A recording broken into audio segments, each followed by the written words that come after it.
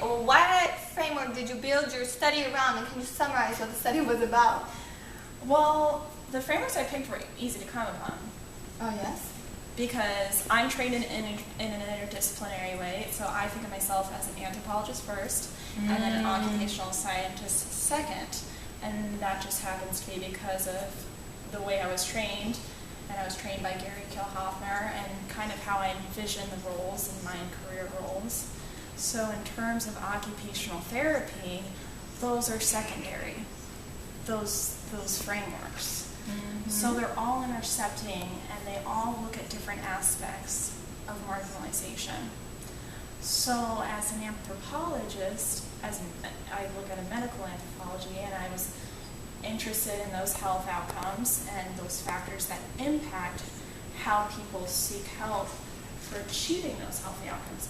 And kids in foster care don't typically have the skills needed to seek out those. What a shame. Yeah.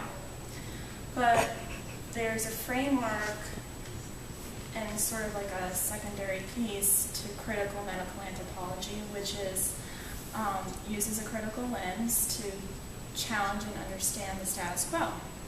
So looking at overall health for these kids and using critical medical anthropology, there's a theory called structural violence, which looks at how individuals are marginalized based on their positionality in society, which goes very nicely in with occupational justice or social justice. So it was very easy to make that connection between those two things. Very self-explanatory. Oh, yes, very easy, very easy.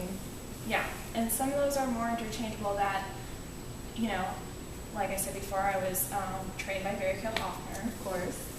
and since the early development of my work, and much of the work I did with him, it just all makes sense. So all those areas of self-efficacy and habituation and role identity, those fit nicely into those frameworks that I picked. You're so brilliant.